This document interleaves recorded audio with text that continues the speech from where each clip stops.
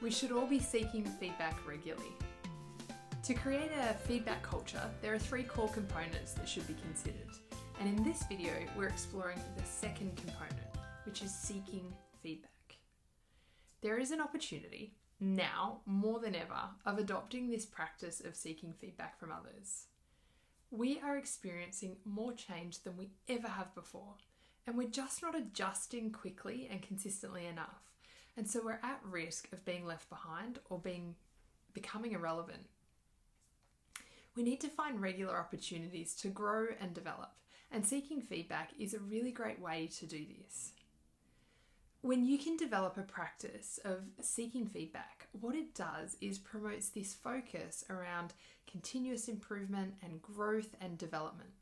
And the more regular it's sought, the faster growth can be achieved. And that's exactly what we're wanting right now. When you seek feedback with the intention of learning and improving, then you become more effective in all areas of your role, and so do your team. So similar to connection, there are 3 principles to consider when seeking feedback.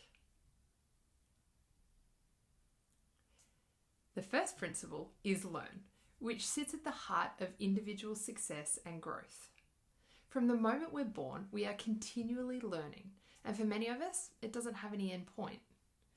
And while we are constantly learning, it's often done accidentally or without intention. It's passive. So seeking feedback is about bringing conscious attention to what you want to learn and are purposeful about your outcomes, which then makes progress faster and easier. You're active.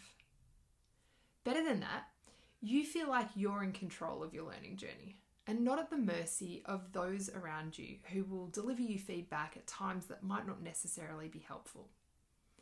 So if you were to pause for a moment now and consider, what's one area that you would like to improve in your professional life, what would that be?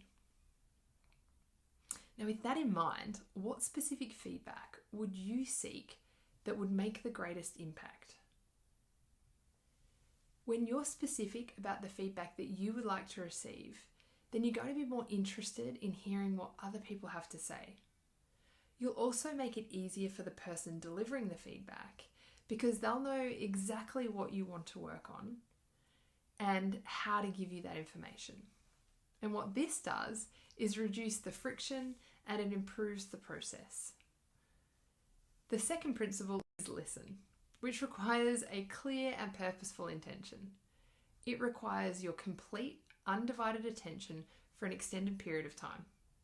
It requires awareness of when you have become distracted, along with your strategy to re-engage, to pay attention to what is being said and understand the meaning behind what is being said. In the realm of communication, listening is just as, if not more important than speaking, but it's underestimated. How well you listen will determine how positive the overall experience is for all of you involved. When seeking feedback, how effectively you listen will inform how much you can grow, how far you'll progress, and ultimately how successful you can be. So then there's the third principle, which is lean in.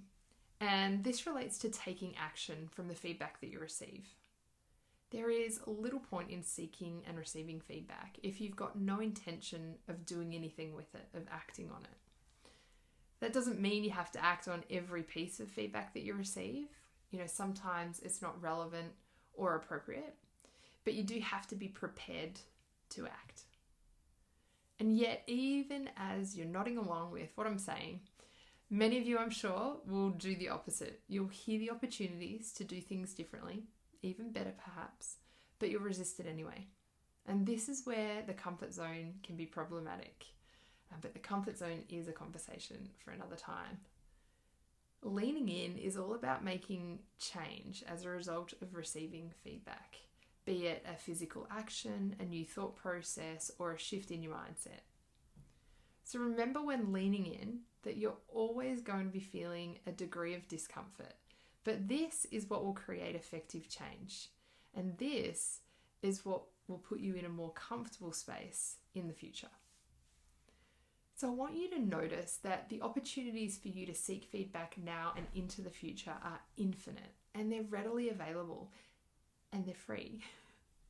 Once you open the doors and appreciate all the different perspectives that exist, you can see that there's never just one right way or good way of doing things.